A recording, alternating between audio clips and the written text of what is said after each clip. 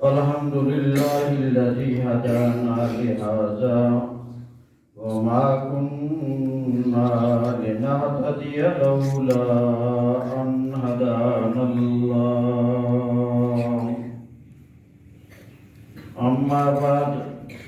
فأعوذ بالله من الشيطان الرجيم. بسم الله الرحمن الرحيم. الرحمن علم القرآن. سورۃ الرحمن اس کے شروع میں اللہ تعالیٰ کی صفت رحمان کو ذکر کیا گیا ہے، اور اس سورت کا نام بھی اللہ تعالیٰ کی اسی صفت پر رکھا گیا ہے جس کا نام ہے سورۃ الرحمن۔ اللہ کی رحمت ہی سے انسان دنیا میں قائم موجود ہے، اللہ کی رحمت ہی سے آسمانوں کا نظام، اللہ کی رحمت ہی سے زمین کا نظام، اللہ کی رحمت ہی سے فلکیات کا نظام یہ قائم اور دائم ہے، اور قیامت والے دن اگر آج جنت مومنین اور مسلمین جنت میں جائیں گے تو جنت میں جانا بھی اللہ کی رحمت ہی سے ہوگا۔ نبی کریم علیہ السلام نے ارشاد فرمایا کہ جنت میں جانا اعمال کی وجہ سے نہیں ہوگا، جنت میں جانا اللہ کی رحمت سے ہوگا، اور اللہ تعالیٰ کی اس رحمت کو متوجہ کرنے کا سبب اعمال ہیں۔ اگر اعمال نہیں ہے تو پھر کمزوری ہے۔ اعمال تو اللہ کا حکم ہے۔ اگر جنت میں داخلہ ہوگا تو اللہ تبارک و تعالی کی رحمت سے ہوگا۔ ایک صحابی نے سوال کیا، اے اللہ کے پاک پیغمبر، امت کے حق میں تو یہ بات بالکل ٹھیک آپ نے ارشاد فرمائی کہ امت کے لوگ اپنے اعمال کی وجہ سے جنت میں نہیں جائیں گے، اللہ کی رحمت سے جائیں گے۔ اے اللہ کے پاک پیغمبر، آپ کا عمل بلکہ کوئی ایک عمل اور امت کے سارے اعمال یہ مل کر آپ کے عمل کے برابر تو نہیں ہو سکتے۔ امت کا عمل نقل ہے مگر آپ کا عمل تو اصل ہے۔ اے اللہ کے پیغمبر، کیا آپ بھی اپنے عمل کی وجہ سے جنت میں نہیں جائیں گے؟ بخاری شریف کی حدیث ہے، اللہ کے رسول نے ارشاد فرمایا،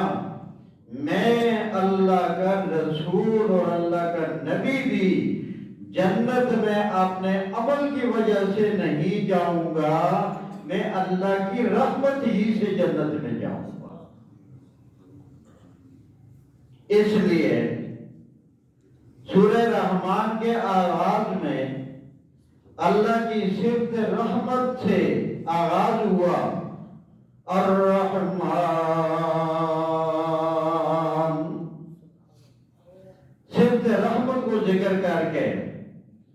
اس کے بعد دو نعمتوں کو ذکر کیا.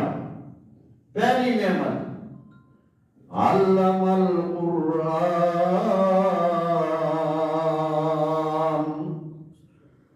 اس رحمان نے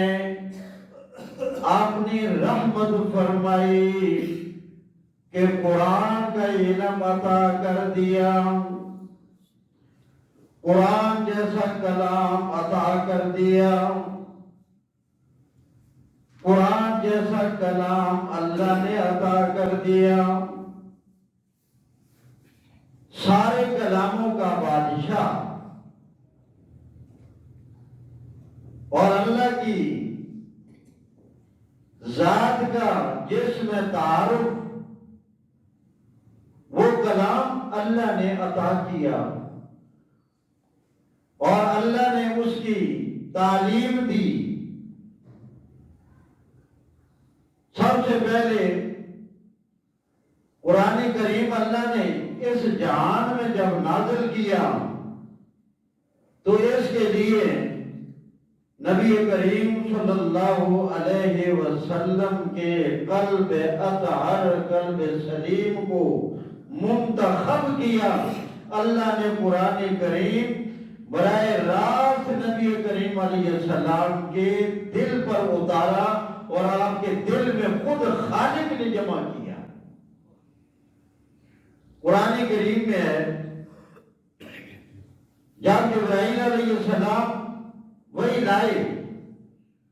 تو نبی کریم علیہ السلام وحی کے ابلاغ کے دوران اپنی زبان کو حرکت دیتے تھے، یعنی ان الفاظ کو زبان پر لاتے تھے تاکہ یاد ہو جائے، کوئی لفظ رہ نہ جائے، کوئی حرف رہ نہ جائے. تو اللہ کریم نے فرمایا لا تحرک به لسانک، اے میرے پاک پیغمبر آپ نے اپنی زبان کو حرکت نہیں دینی، آپ نے اپنی زبان کو ہلانے کی مشقت نہیں کرنی.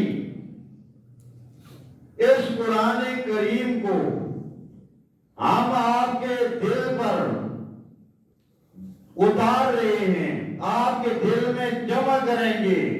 اس قرآن کریم کو آپ کے دل میں جمع کرنا بھی ہماری ذمہ داری ہے اور اس کے بعد آپ کی زبان پہ لانا بھی ہماری ذمہ داری ہے. اور مراد قرآن کے بیان وہ بھی ہماری ذمہ داری ہے. ہم آپ کو بتائیں گے کہ قرآن کا بیان کیسے کرنا ہے. عام حافظ قرآن میں اور نبی کریم علیہ السلام میں اس اعتبار سے تو فرق نہیں کہ عام حافظ قرآن کا جو دل ہے وہ بھی قرآن کریم جمع ہونے کا محل ہے، وہاں قرآن جمع ہے. اور نبی کریم صلی اللہ علیہ وسلم کا قلب اطہر بھی وہ قرآن جمع ہونے کا محل ہے. مگر اس اعتبار سے فرق ہے کہ عام حافظ قرآن سب سے پہلے قرآن کے الفاظ استاد سے سن کر اس کی زبان پر آئیں گے، پہلے کان میں، پھر زبان پر، پھر ان کا بار بار تکرار ہوگا اور اس کے بعد وہ دل میں محفوظ ہوں گے. لیکن نبی کریم صلی اللہ علیہ وسلم وہ حافظ قرآن ہیں کہ قرآن مجید سب سے پہلے آپ کے دل میں جمع ہوا اور زبان پر اس کے بعد آیا. تو اللہ کریم نے انسان کو جو مقام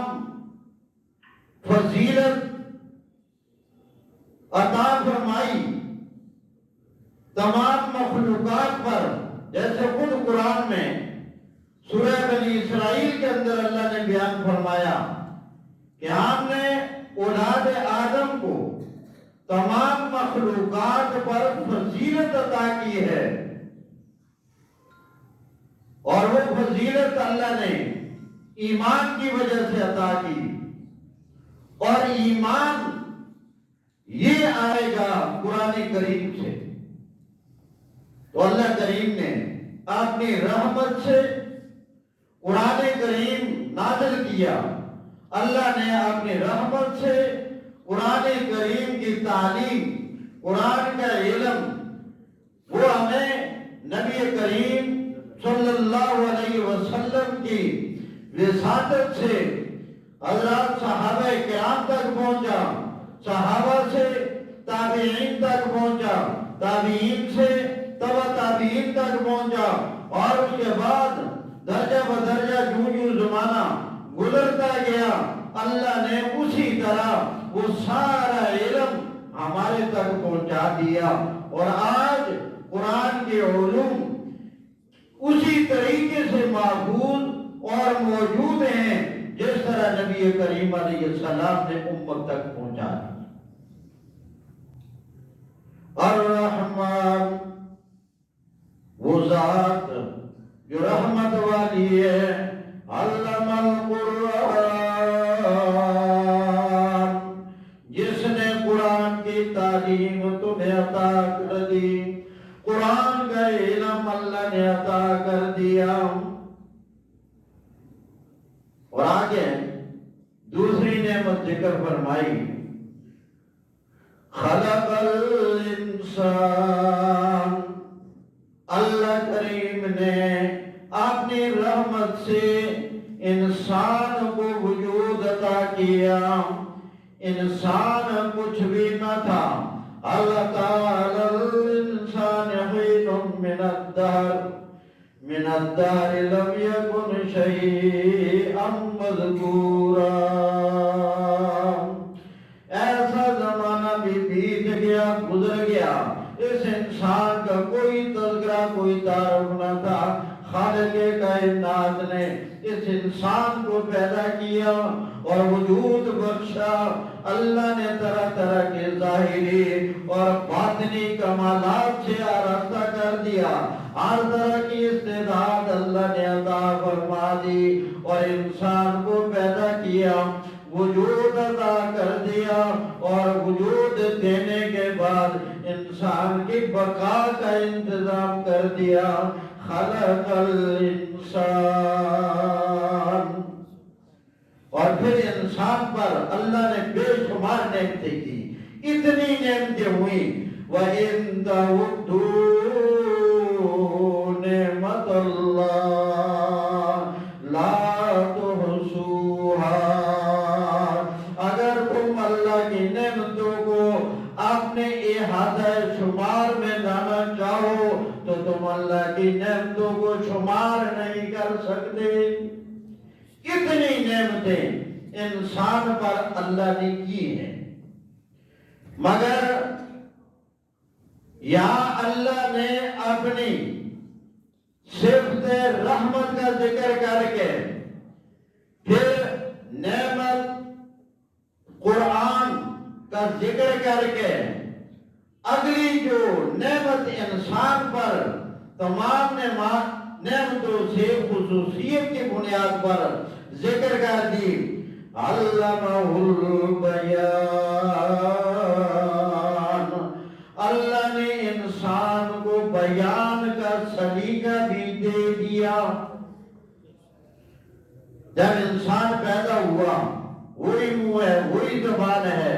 مگر بیان نہیں۔ وقت آنے پر اللہ نے وہ استعداد جو انسان کے اندر رکھی تھی اسے اجاگر کر کے انسان کی زبان پر بیان جاری کر دیا، اور یہ جو اللہ تبارک و تعالی نے یا انسان کی تخلیق کا ذکر کر کے اس کے بعد صرف بیان کا ذکر فرمایا، اور اس سے پہلے اللہ تبارک و تعالیٰ نے صرف اور اللہ کی ایک رحمان رحمت والی صفت کے بعد جو نعمت ذکر ہوئی، اور وہ من وجہ اللہ کی صفت بھی ہے قرآن کریم، اور من وجہ ہمارے حق میں وہ اللہ کی ایک نعمت بھی ہے۔ پھر اس نعمت کا ذکر کر کے اللہ کریم نے اشارہ دے دیا، اے انسان تو اپنے آپ کو اس قابل اور اس طرح بنا کہ تیری زبان پر اگر بیان جاری ہو تو سب سے بہترین بیان رب کے قرآن کا ہے، وہ تیری زبان پر جاری ہو۔ یہاں جامع عثمانیہ مکی مسجد گلشن اقبال، آپ طلباء کرام خوش نصیب ہو کہ اللہ نے آپ کو منتخب کر لیا ہے، انسان بنانے کے بعد، مرد وجود میں لانے کے بعد بیان کے لیے، اور اس بیان کی تیاری کے لیے اللہ نے آپ کو یہ ادارہ استاد نصیب فرمائے جو آپ کو قرآن کریم کی تعلیم دیتے ہیں، تاکہ ایک وقت آنے پر یہ ذمہ داری جو آج آپ کے اساتذہ کرام کے سپرد ہے، ایک وقت آنے پر یہی ذمہ داری تمہارے حوالے ہو جائے گی، اور اس وقت تم قوم کے رہنما بن جاؤ، قوم کے مبلغ بن جاؤ، قوم کے لیے ہدایت کا سبق پڑھانے والے بن جاؤ، تو تمہاری زبان پر جو بیان جاری ہو وہ بیان رب کا قرآن ہو۔ ہمارے اکابر میں سے ایک عظیم شخصیت گزرے ہیں،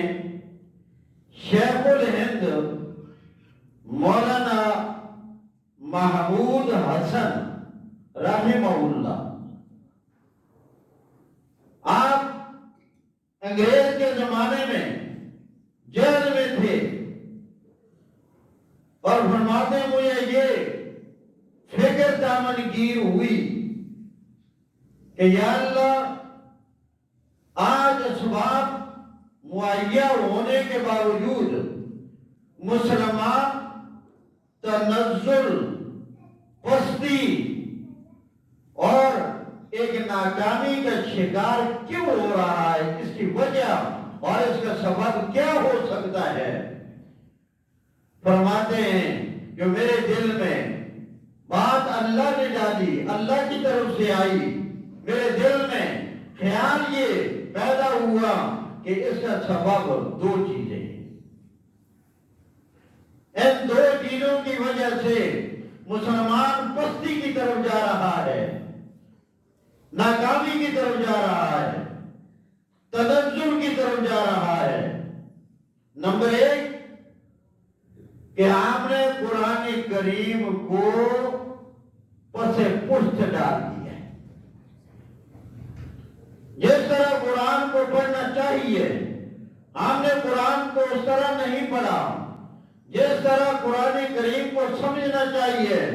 ہم نے اس طرح گویا مجموعی اعتبار سے اس طرح امت نے توجہ نہیں کی۔ قرآن کریم کے احکامات پر عمل جس طرح ہونا چاہیے امت اس طرح اس کی طرف متوجہ نہیں ہو پائی، اور آج آپ دیکھ بھی رہے نبی کریم علیہ السلام نے فرمایا ایسا زمانہ آ جائے گا لوگ ناظرہ قرآن مجید پڑھ کر بالکل خوش ہو جائیں گے کہ ہم نے قرآن پڑھا ہوا ہے۔ ایسا دور آ جائے گا قرآن کریم کے الفاظ صرف ناظرہ جس کو کہتے ہیں وہ پڑھ کر کہیں گے ہم نے قرآن پڑھا ہوا ہے۔ اور آج ہمارا دور وہی ہے کہ ناظرہ قرآن مجید پڑھ کر اور اپنی اولادوں کو پڑھا کر ہم سمجھتے ہیں قرآن پڑھ لیا حق ادا ہو گیا۔ وہ تو اللہ کی رحمت ہے، اللہ نے ناظرہ قرآن مجید پڑھنے پر بھی ہمیں ثواب سے محروم نہیں رکھا، ایک ایک حرف پڑھنے پر اللہ تلاوت کے اندر بھی 10 نیکیاں دیتا ہے، چاہے قرآن کا ترجمہ آتا ہے تب یا نہیں آتا تب، وہ تو اللہ کی رحمت ہے، اللہ نے پھر بھی ہمیں معلوم نہیں رکھا۔ مگر قرآن کریم کے آنے کا اصل مقصد یہ ہے کہ قرآن کریم کی مراد کو سمجھا جائے، اللہ ہم سے کیا مطالبہ کر رہا ہے، اللہ ہمیں کس چیز کا حکم دے رہا ہے۔ مراد الہی کو، مراد قرآن کو سمجھ کر اس کے مطابق اپنی فکر کو بنانا، اس کے مطابق اپنے عقیدے کو بنانا، اس کے مطابق اپنی سوچ کو بنانا اور اس کے مطابق اللہ کے حکموں کو پورا کرنا اور احکامات الہیہ میں اس کی مراد صحیح عملی اعتبار سے وہ نبی کریم علیہ السلام کی سنت سے معلوم ہوگی۔ تو فرمایا لوگوں نے قرآن کریم سے بے رخی اختیار کر لی ہے۔ قرآن کریم سے بے رخی نہ کی جائے، آپ پڑھیں، محنت کریں، محنت کر کے پہلے خود اس تعلیمی عرصے کے دوران اپنے آپ کو قرآن مجید کا محتاج بنا کر، قرآن کا طالب بنا کر قرآن کریم کو اچھی مضبوطی کے ساتھ اور لگن کے ساتھ سیکھیں اور مضبوط کریں، کیونکہ آنے والے وقت میں اللہ تبارک و تعالیٰ سے مانگتے بھی رہے کہ اللہ آپ کو اس کام کے لیے قبول کر لے، اور اللہ نے آپ سے یہی کام لینا ہے تاکہ اس وقت آپ کا بیان رب کا قرآن۔ اور آج دوسرا سبق فرمایا امت کا آپس میں اختلاف، لڑائی، جھگڑے، اور اس کی بھی آپ جان رہے ہیں اتنی بہتات اور کثرت ہے کہ جس کی حد ہی کوئی نہیں۔ اختلافات نحوست ہے، اختلافات بے برکتی کا نتیجہ ہے۔ میرے عزیز طلباء کرام، مسائل میں بھی اختلاف ہوتے ہیں، اور یہ مسائل کا اختلاف یہ اللہ کی رحمت ہے، مگر ان اختلافات کو آپس میں لڑائی کا، جنگ و جدال کا ذریعہ بنانا یہ غلط ہے۔ مسائل میں تو اختلاف انسان کی توجہ بڑھتی ہے قرآن پڑھنے کی طرف، نبی کریم علیہ السلام کے احادیث کی طرف، تحقیق کی طرف، مگر کسی مسئلے کو جدال کا ذریعہ بنانا، جنگ کا ذریعہ بنانا، یہ ناکامی ہے اور یہ بے برکتی کا نتیجہ ہے۔ تو اللہ تبارک و تعالی ہم سب کو صحیح معنی میں قرآن کریم کے علوم اللہ نصیب کرے، اور پھر ہماری زبان پر جو بیان جاری ہو وہ قرآن ہی والا ہو۔ وآخر دعوانا ان الحمد للہ رب العالمین۔